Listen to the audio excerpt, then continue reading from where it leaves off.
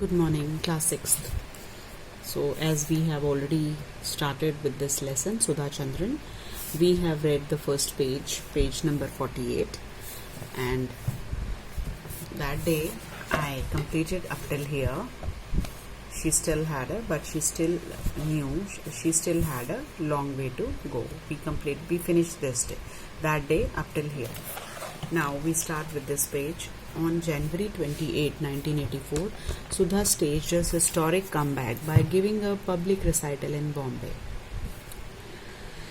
1984 में जनवरी 28 को उन्होंने अपना सुधा चंद्रन ने अपना कम बैक किया. कम बैक मीन्स जब आप दोबारा किसी चीज़ को वापस किसी चीज़ में जाते हैं ना, तो उसको हम कम बैक कहते हैं. बिकॉज पहले वो डांस करती थी बहुत अच्छा, फिर उनका एक्सीडेंट हो गया था. She met with an accident and then she couldn't dance for much time. So after that she got a Jaipur foot, artificial foot लगवाया उन्होंने. And then she started practising it, walking, stretching.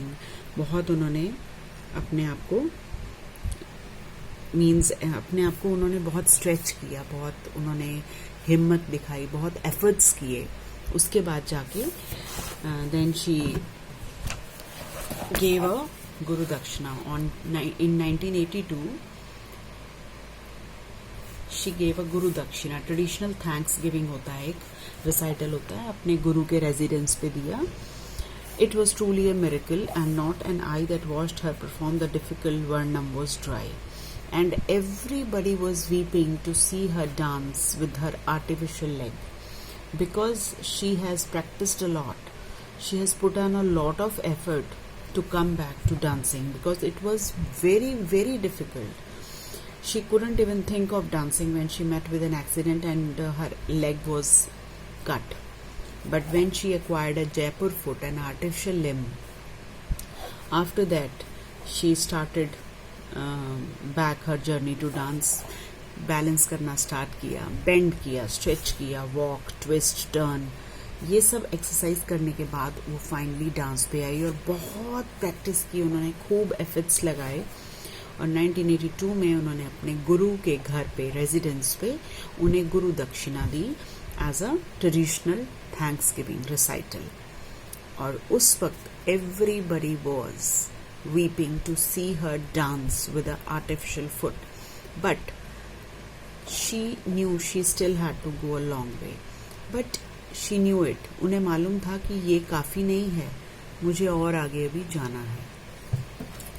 So after that, she kept on practicing her dance, and finally in 1984, 28th of January, she staged a historic comeback. और उन्होंने stage पे dance किया. Historic comeback हम इसको इसलिए बोलते हैं क्योंकि हिस्ट्री में जो भी something important is there, so we use to call it historical. तो if there is something important, so we say historic. So it's a historic comeback, वापस आना, historic comeback by giving a public recital in Bombay. और उन्होंने stage पे वापस आई वो 1984 में by giving a public recital. Means उन्होंने पब्लिकली डांस शो किया, कॉन्सर्ट किया, परफॉर्म किया. The performance was a notable for its classical quality. और डांस इतना अच्छा था. क्लासिकल बच्चे, हम किसी भी फॉर्म को, मेथड को बोलते हैं belonging to an established system of methods. अपनी क्वालिटी में डांस बहुत रिमार्केबल था जो उन्होंने स्टेज पे किया. Everyone warmly welcome the return of a talented dancer. और सब बहुत खुश थे that she has made a comeback, and everybody was very happy and they were all welcoming her as a talented dancer. Says her father K.D. Chandran. After every performance, Sudha used to ask how was it. So her father name is K.D. Chandran. So he's now his words are there. He says that after every performance, she used to ask me that how was it, daddy? मैंने कैसा किया daddy? How was it, daddy? And I used to tell her that she still had to improve a lot. And every time she used to ask me that मैंने कैसा किया daddy, तो मुझे ये बोलना पड़ता था that you still need to improve, तुम्हें अभी बहुत इम्प्रूव करना पड़ेगा. बट ऑन जनवरी 28 जो उन्होंने ये वाला कम बैक किया अपना, when she asked me the usual question, और उसने दोबारा से मुझसे पूछा how was it daddy. usual question means जो वो हर बार पूछती थी अपनी परफॉर्मेंस के बाद. what she always used to ask her father that how was it daddy, the usual question she asked me after this performance. I didn't say anything, मैं कुछ नहीं बोल पाया. I just touched her feet, मैं सिर्फ उसके पाँव छू दिए. It was my tribute to a great artist, और वो एक मेरे लिए ग्रेट आर्टिस्ट थी, और उसके पाँव छूना मेरे लिए बहुत बड़ा, एक तरह से मैं उसको सैल्यूट कर रहा था. ये उसके फादर के वर्ड्स हैं. ये उसके फादर ने बोला कि after every performance she use to ask me that how was it daddy, how was it daddy, and I always use to say her that you still need to improve a lot. But on January 28th, when she came back in 1984 and she staged her performance on the public recital in Bombay, and when she asked me the same question, I didn't say anything. I just touched her feet. Means it was tremendous. बहुत बढ़िया उसने performance किया था मेरी बेटी ने. ये उसके फादर बोल रहे हैं कि मैं उसको आंसर में कुछ कह नहीं पाया, सिंपली मैंने उसके पाँव छू लिया. I just touched her feet. Father ने डॉटर के पाँव छू लिए. क्यों? क्योंकि उसका परफॉर्मेंस इतना अच्छा था. वो एक ग्रेट आर्टिस्ट की तरह उसने डांस किया वहाँ पे. Sudha's amazing success story took an interesting turn when a Hyderabad film producer decided to make a Telugu film not just based on her story but with her in the main lead, Mayuri's success. Then this was her comeback in 1984, right? After that her career took a very interesting turn. उसके बाद क्या हुआ, एक हैदराबाद के film producer थे. He decided to make a film on her story, on her life story. He decided to make a film, produce a film. Telugu film थी, not just based on her story but with her in the main lead. इसकी story पे तो इनकी base थी, वो इनकी story ली थी, but as a heroine भी उन्होंने इनको कास्ट किया था. And main lead Mayuri's success. Mayuri picture का नाम था मयूरी, और वो success encouraged him to dub the film in Tamil. And वो फिल्म इतनी सक्सेसफुल हुई कि इनको सुधा चंद्रन को यही फिल्म सेम तमिल में मलयालम में भी डब करनी पड़ी. डब मीन्स ये लोग डायलॉग्स बोलते हैं, जो उसको डबिंग कहते हैं. तो तेलुगु फिल्म प्रोड्यूसर ने बनाया, हैदराबाद का फिल्म प्रोड्यूसर था, and she casted him in the movie Mayuri, and the movie was a great success. And then the Malayalam and Tamil में भी उसकी रीमेक हुई, और फिर हिंदी में भी बनी नाचे मयूरी. ये पिक्चर आई थी, आपको अगर याद हो. नाचे मयूरी हिंदी में भी बनी, तमिल में, तेलुगु में, मलयालम में, 4 लैंग्वेजेस में एक मूवी बनी. And Sudha Chandran had yet another birth as a film star. और पहले तो वो एक डांसर थी बहुत अच्छी, अब वो क्या बन गई, फिल्म स्टार भी बन गई, क्योंकि उनकी लाइफ स्टोरी पे पिक्चर बनी और उन्होंने उसमें लीड रोल किया, तो वो एक डांसर से एक फिल्म स्टार बन गई. Okay. She has since acted in some 3 dozen films in several languages. और उसके बाद उन्होंने almost 3 dozen films. Means dozen means 1 dozen is equal to 12. So means 3 dozen, 12 threes are 36. So almost 36 films उन्होंने की different languages में, and has also produced a Kannada film.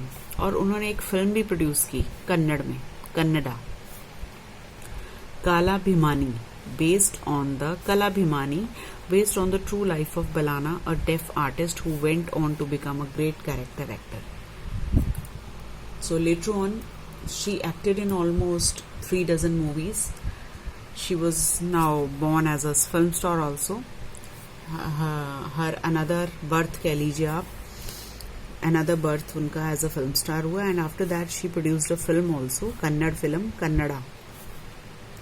कलाभिमानी, ये एक artist की लाइफ पे बेस्ड थी। बल्लाना, वो एक डेफ आर्टिस्ट था। Deaf means the people who can not hear, who went on to become a great character actor. ये इनकी रियल लाइफ स्टोरी पे पिक्चर थी बलाना की। ये सुन नहीं सकते थे, he couldn't hear, and later on he became a great actor. बहुत अच्छे एक्टर हुए बने वो, यहाँ तक कि उनको सुनता नहीं था। He was handicap but still he was a great actor. तो इनकी स्टोरी पे उन्होंने सुधा चंद्रन ने कन्नड़ फिल्म बनाई थी। Then Sudha's success was followed by invitation for shows from all over the world, and after that she danced also and she became a film star also. उन्होंने बहुत सारी मूवीज में भी पार्ट किया and she became a producer also. After that उनको बहुत सारे shows के लिए invitations, she got so many invitations for so many shows all over the world, and she has to perform in several European countries. European countries में भी उन्होंने बहुत perform किया, कनाडा में, मिडल ईस्ट में। यहाँ वो खूब जाती थी स्टेज शोज करने। She went to America also on 8-day performance tour. 8 days के लिए वो वहाँ पे परफॉर्मेंस टूर के लिए अमेरिका गई थी, around the country, and she describe the tour as hectic, enjoyable and touching. And when she was asked about how the tour was, she said it was hectic. Hectic means very frantic, unceasing, जहाँ आपको बिल्कुल भी आराम ना मिले ना। Hectic, enjoyable, enjoy भी किया, और touching means बहुत ऐसे मोमेंट्स भी उनको वहाँ मिले होंगे जो उनके हार्ट को टच कर गए। She recalls a particular incident. वहाँ एक इंसिडेंट हुआ उनके साथ जो वो रिकॉल करती हैं, मीन्स याद करती हैं, with tears streaming down her face. She recalls a particular incident in which she starts crying. Means वो इंसिडेंट को याद करके उनके जो टीयर्स हैं वो फेस पर आ जाते हैं, फ्लो डाउन होने लगते हैं।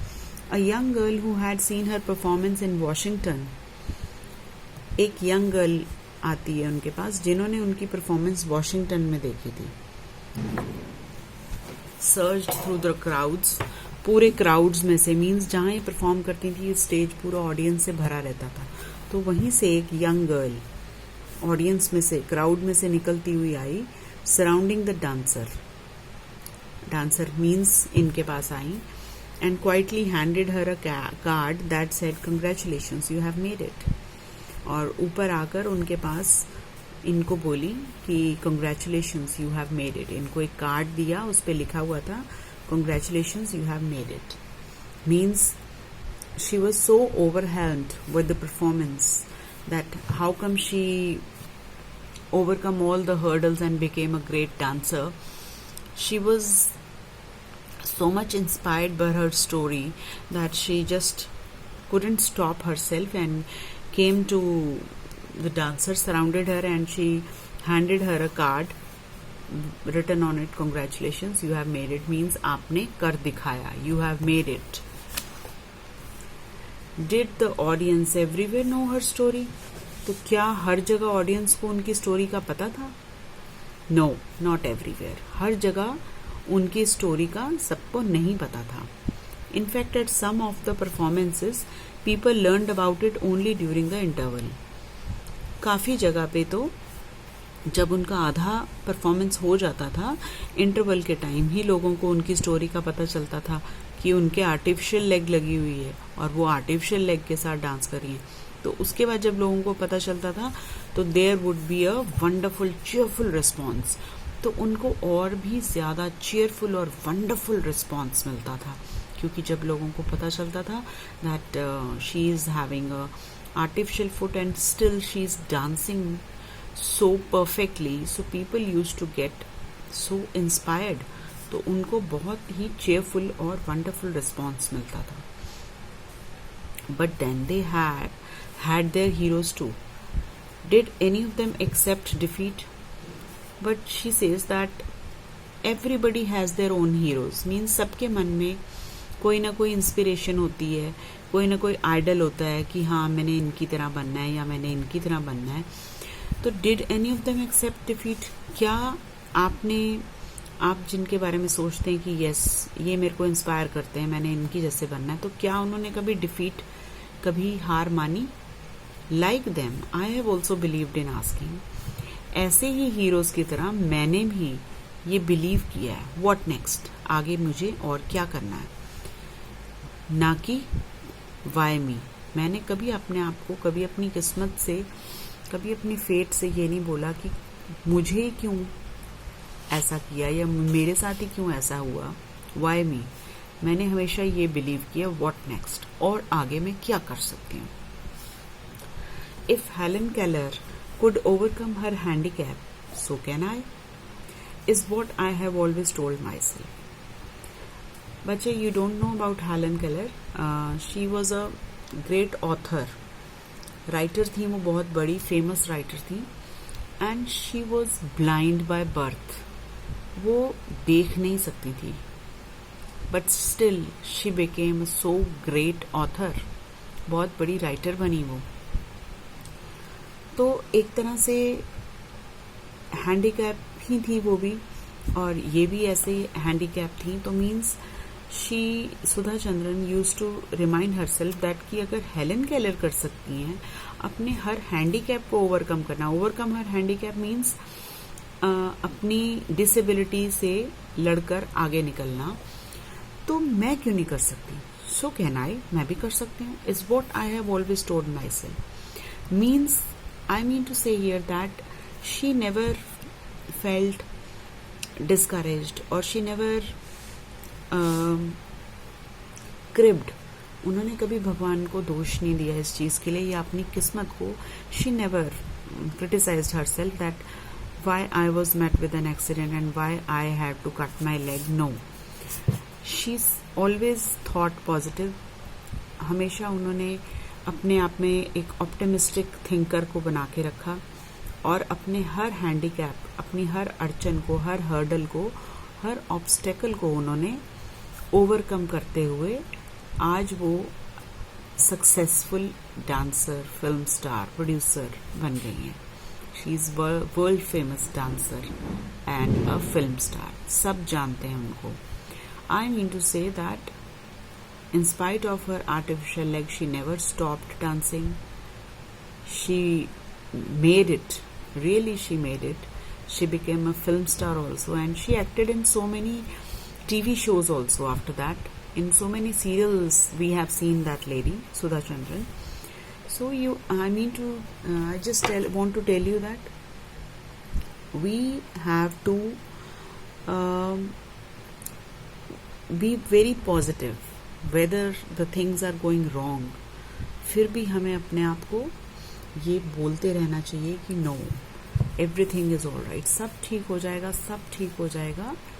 और अगर हम पॉजिटिव सोचते रहते हैं तो पॉजिटिव होने लग जाता है। कहने का मतलब ये है। So that Sudha remarks is what she replied to thousands of Indian fans who wrote to her after the release of her films. तो जब भी उनकी कुछ मूवीज रिलीज होती थी तो she use to reply to thousands of Indian fans जो उनको लिखते थे, चिट्ठी लिखते थे, तो वो उनको हमेशा यही बोलती थी। People wrote to say that they were inspired by my story. तो लोग उनको ये बोलते थे कि हम आपकी स्टोरी से बहुत इंस्पायर होते हैं, बहुत मोटिवेट होते हैं, and that it had given them a new hope. और उनकी स्टोरी को देख कर, पढ़ कर हमें बहुत अच्छा लगता है, हमें एक होप, नई होप मिलती है। I do feel thrilled that my message has got across. और वो इस चीज़ से बड़ी खुश होती हैं कि उनका जो मैसेज था वो पूरी वर्ल्ड में जो वो देना चाहती थी वो उन सबको मिल गया है। And what is that message? Can you guess? क्या मैसेज उन्होंने वर्ल्ड को दिया? The seed of achievement lies in the human mind. When this realization comes, there is no looking back. Once I decided that my disability was not going to stop me from dancing, that was it. तो उनका message था कि जो अगर हम कुछ life में पाना चाहते हैं, अचीव करना चाहते हैं, तो उसका जो बीज होता है वो हमारे माइंड में होता है। अगर आपने कुछ करना है, आपने मन में ठान लिया, तो उसका जो बीज है आपके मन में होता है।